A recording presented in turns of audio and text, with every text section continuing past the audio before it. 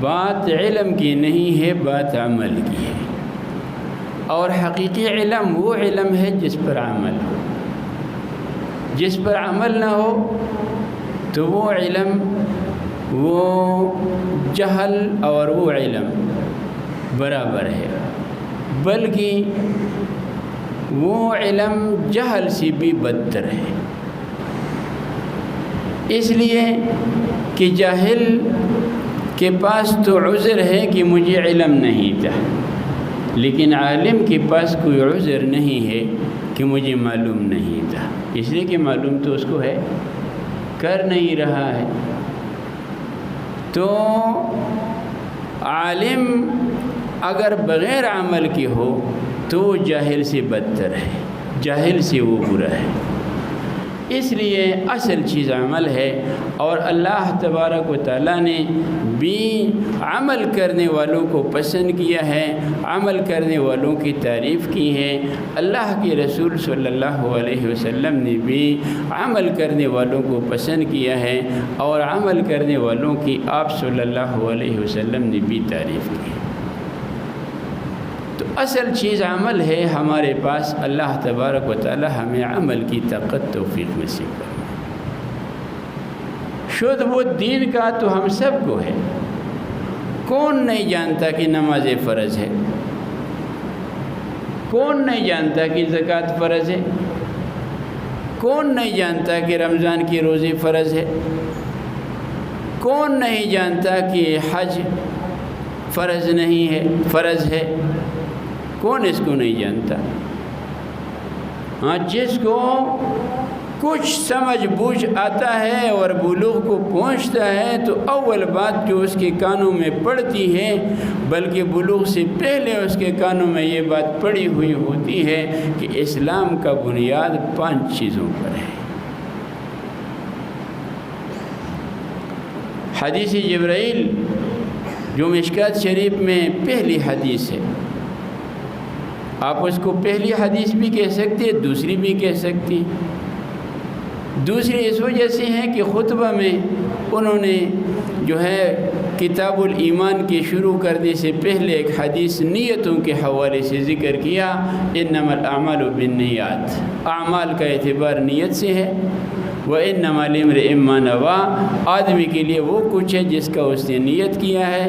فَمَنْ كَانَتْ هِجْرَتُهُ إِلَى اللَّهِ وَرَسُولِهِ، جس کا ہجرت اللہ اور رسول کی طرف ہوگا، اور جس کا تگ دو اللہ اور رسول کو خوش کرنے کے لیے ہوگا، تو اس کو اجر اور ثواب کے اعتبار سے بھی اللہ اور رسول کی خوشنودی مل جائے گی۔ وَمَنْ كَانَتْ هِجْرَتُهُ إِلَى الدُّنْيَا أَوْ يُصِيبُهَا أَوْ إِلَى امْرَأَةٍ يَتَزَوَّجُهَا فَهِجْرَتُهُ إِلَى مَا هَاجَرَ إِلَيْهِ، جس کی ہجرت اور جس کا تگ دو دنیا کے حصول کے لیے ہوگا یا کسی عورت کے ساتھ شادی کے لیے ہوگا، تو فرمائے کہ اس کا ہجرت ادھر ہے جدھر وہ جاتا ہے۔ اس کا پھر اللہ کے رسول نے نام بھی نہیں لیا۔ اتنا مبغوض ہے اور اتنا ناپسند ہے کہ اللہ کے رسول صلی اللہ علیہ وسلم نے پھر اس کا یہ نام نہیں لیا کہ فَهِجْرَتُهُ إِلَى الدُّنْيَا أَوْ إِلَى امْرَأَةٍ يَتَزَوَّجُهَا، یہ ذکر نہیں کیا، بلکہ فرمایا فَهِجْرَتُهُ إِلَى مَا هَاجَرَ إِلَيْهِ، اس کا تگ دو اسی کی طرف ہے جس کی طرف وہ دوڑتا ہے، اور جس میں وہ اپنی جان کو کپاتا ہے تو ادھر ہی اس کی جان کپ جائے گی۔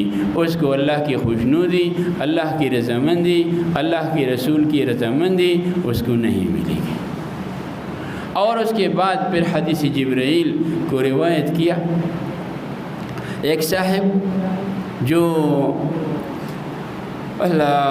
رسول اللہ صلی اللہ علیہ وسلم کے پاس آیا، بالکل سفید کپڑے پہنے ہوئے ہیں اور نوجوان ہے، اور سر کے بال بالکل سیاہ ہے، بڑے بڑے زلفیں رکھی ہوئی ہیں، اور وہ رسول اللہ صلی اللہ علیہ وسلم کے پاس پہنچ رہا ہے، لوگوں کی جو ہے نا صفوں میں سے، لوگوں کے صفوں میں گزرتے ہوئے لوگوں کو دائیں بائیں ہاتھ سے اشارہ کر کے سیدھا آگے جا رہا ہے، اور آگے جا کر کے آپ صلی اللہ علیہ وسلم کے سامنے تشہد کی حالت میں بیٹھ گیا، اپنی گھٹنے حضور کے گھٹنوں کے ساتھ لگا دیے، اور اپنے ہاتھ اپنے گھٹنوں پر رکھیں یا حضور صلی اللہ علیہ وسلم کی گھٹنوں پر رکھ دیے۔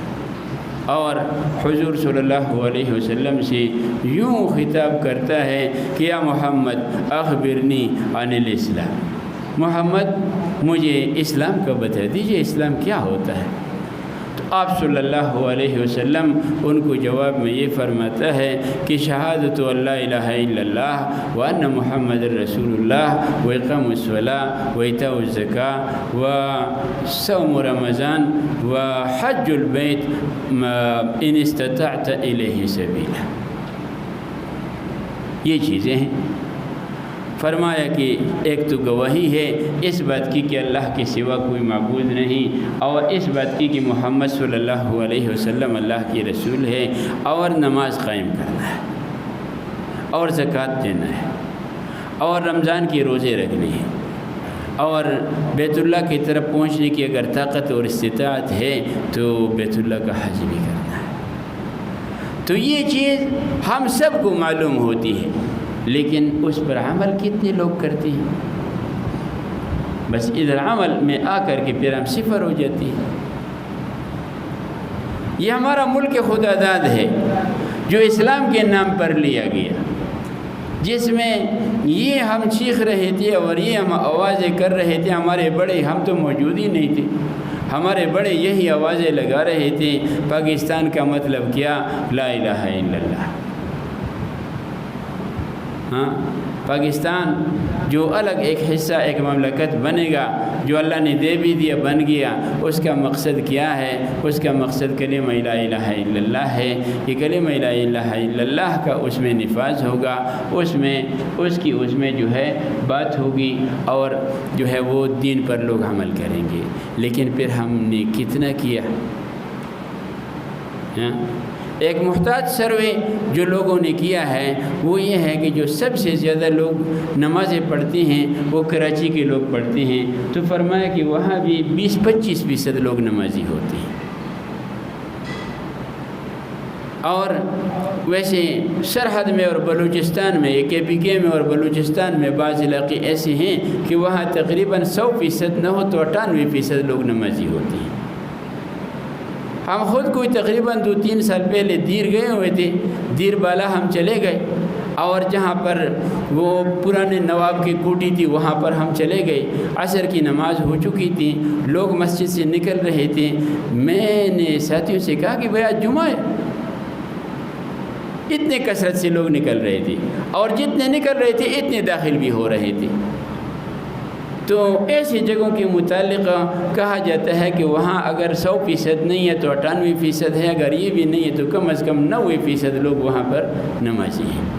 لیکن جو ہمارے پنجاب کے علاقوں کا، گاؤں کا، اور جہاں پر زمینداری کا لوگ کام کرتے ہیں ادھر کو دیکھا جائے تو 3, 5, 8% لوگ نمازی ہے، بس باقی چھٹی۔ کیا حال ہے بھائی، نماز چھوڑنا! لا حول ولا قوت الا باللہ، لا حول ولا قوت الا باللہ۔ ثقیف کا وفد، بنو ثقیف، جو قریش کا ایک بہت بڑا قبیلہ ہے، یہ بنو ثقیف جو ہے ان کے مقابلے میں جہاد ہوا تھا، فتح مکہ ہوا، اور فتح مکہ کے بعد جو ہے یہ شنید ہوئی، یہ خبر آئی کہ حنین کے جو لوگ ہیں ان کا ارادہ ہے کہ وہ جو ہے رسول اللہ صلی اللہ علیہ وسلم کے مقابلے کے لیے نکل آئی اور وہ مسلمانوں کی بیخکنی کر دی۔ تو رسول اللہ صلی اللہ علیہ وسلم نے اپنے صحابہ کرام سے مشورہ کیا کہ وہ کیا آئیں گے، ہم ہی چلے جاتے ہیں، ان کی خبر لے لیتے ہیں۔ اور پھر ارادہ کیا آپ صلی اللہ علیہ وسلم نے نکلنے کا، اور نکلے۔ ایک رات پہلے جائزہ کے لیے کچھ لوگ بھیجے تھے کہ جائزہ لے لیا جائے، تو کسی نے کہا کہ وہاں پر تو وہ مشرکین جو ہے اپنی بیویوں کو، اپنے بچوں کو، اپنی عورتوں کو، اپنے اونٹوں کو، اپنی بکریوں کو، اپنی ساری چیزوں کو لائے ہوئے ہیں۔ آپ صلی اللہ اس سے تو مقصد اس کا یہ تھا کہ اس کی اہمیت ظاہر کر رہے تھے کہ وہ تو بڑے مضبوطی سے ٹان کر کے آئے ہیں، اور اب تو وہ مریں گے یا ماریں گے، اس کے علاوہ اور کوئی بات نہ ہوگی۔ آپ صلی اللہ علیہ وسلم مسکرائے اور آپ نے فرمایا کہ تلک غنیمت المسلمین غدا انشاءاللہ، یہ سارے اونٹ مسلمانوں کے ہیں، یہ سارے اونٹ سارے بکریاں مسلمانوں کی ہیں، یہ جو عورتیں ہیں یہ جو کچھ لایا ہے انہوں نے سارا مسلمانوں کی غنیمت ہے۔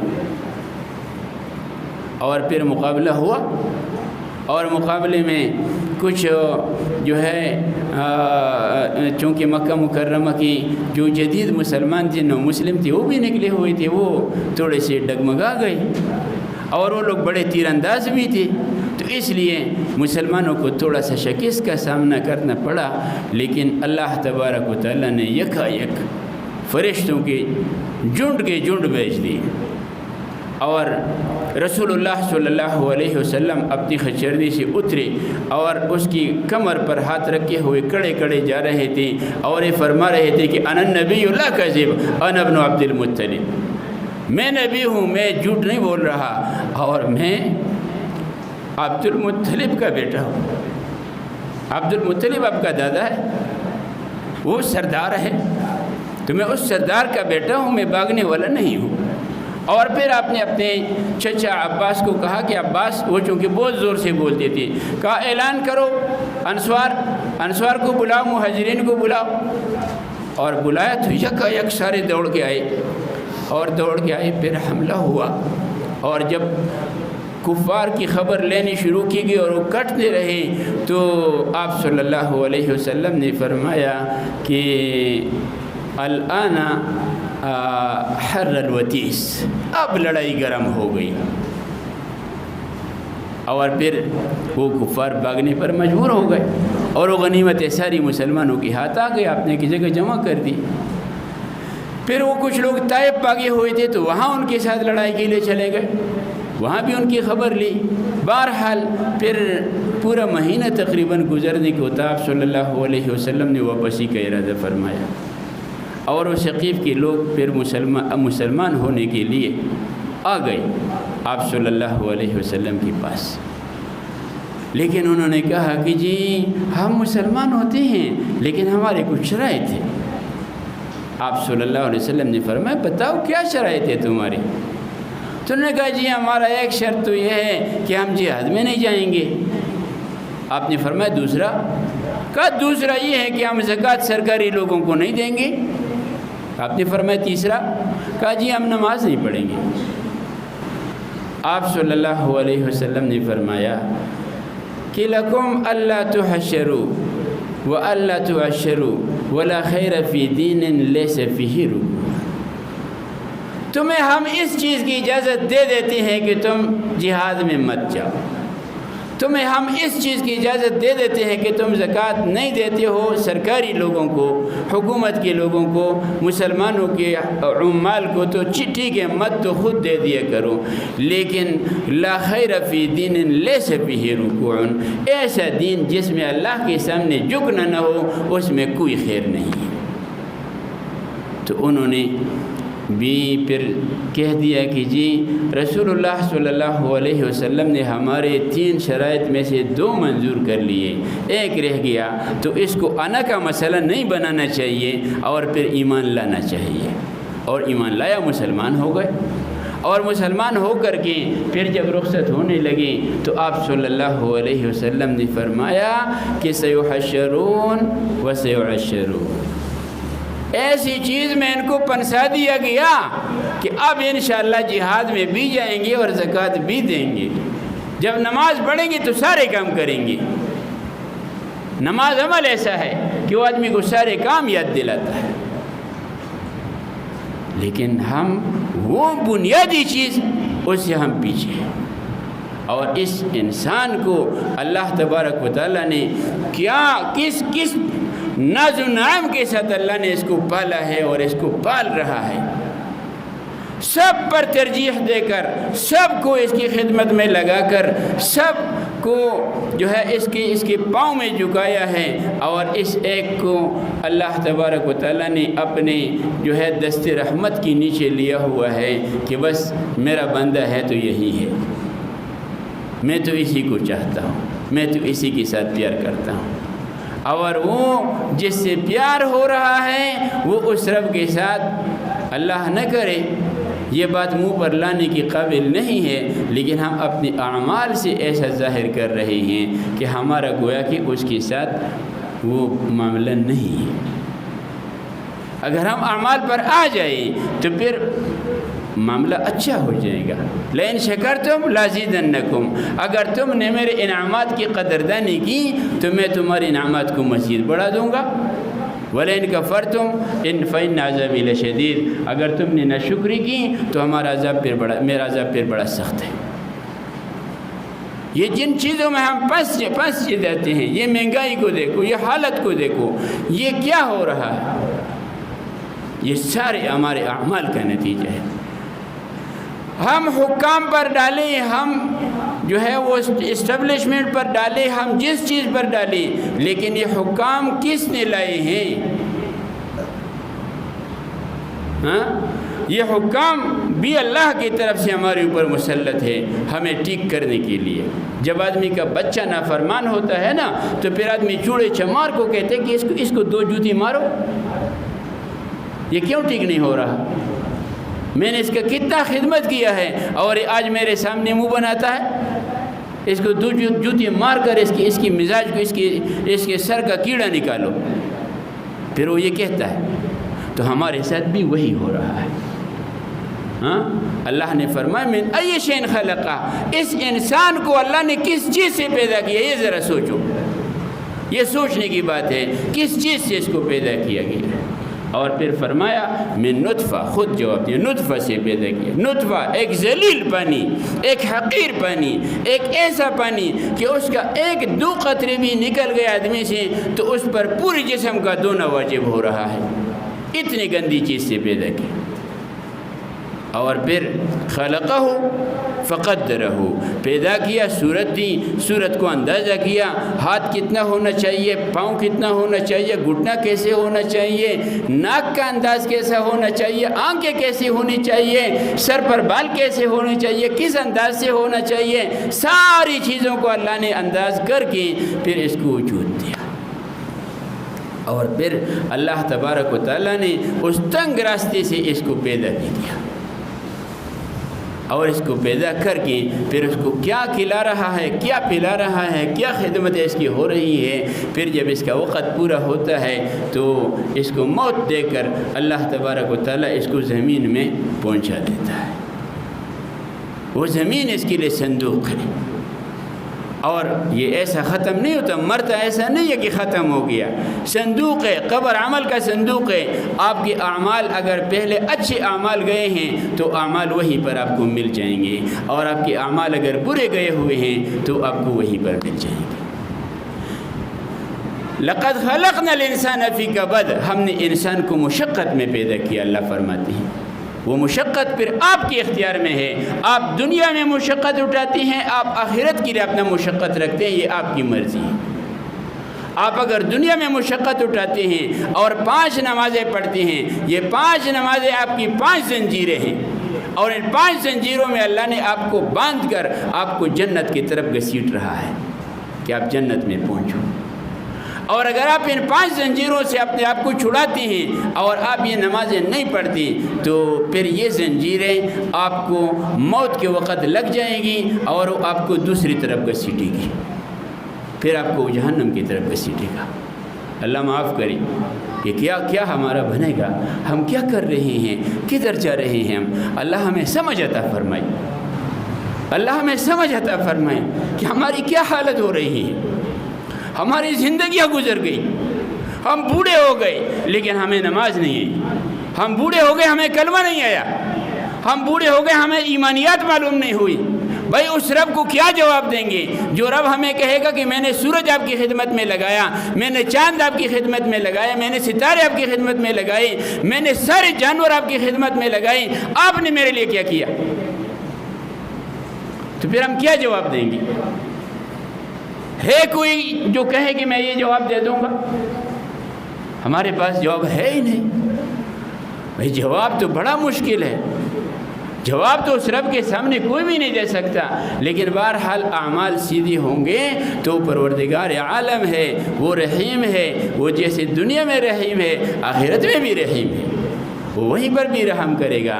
لیکن آدمی اگر جو ہے وہ یعنی واجب القتل ہو تو پھر اس پر کون رحم کرتا ہے؟ جو زنا کا مرتکب ہے، اللہ تبارک و تعالیٰ کتنا رحیم ہے، کتنا مہربان ہے، کتنا کریم ہے، لیکن اللہ تبارک و تعالیٰ نے سورۃ النور میں کیا فرمایا؟ وَلَا تَأْخُذْكُمْ بِهِمَا رَأْفَةٌ فِي دِينِ اللَّهِ. ان زانی اور مزنیہ پر یہ جو منہ کالا کرنے والا ہے اور منہ کالا کرانے والی ہے، دونوں کے اوپر اللہ کا حد جاری کرو. 100 کوڑے ان کو مارو اگر شادی شدہ نہیں ہے، اور اگر شادی شدہ ہے تو پھر تو ان کو پتھروں سے مار مار کر کتے کی موت مارو ان کو. اور فرمایا کہ وَلَا تَأْخُذْكُمْ بِهِمَا رَأْفَةٌ.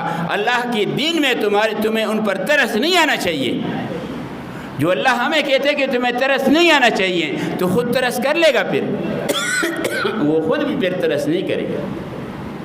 اس لیے وقت بہت تنگ ہے، ہم نے مزے بڑے اڑا لیے، اور اب اگر ہم سدھر گئے تو انشاءاللہ اللہ کی کرم سے امید ہے اللہ پچھلی زندگی کو بے باک فرما دے گا. اور میں یہ درخواست کرتا ہوں کہ یہ عہد کر لیا جائے کہ بھائی آج سے ہم نماز کو ضائع نہیں کریں، آج سے ہم اہتمام کریں. اللہ تبارک و تعالی ہمیں توفیق دے. وقت پورا ہو رہا ہے، وقت تنگ ہے، بس کرتے ہیں. بہرحال یہ مساجد، یہ مدارس، یہ سارا کچھ یہ لوگوں کو دین پر باقی رکھنے کے لیے ہوتا ہے.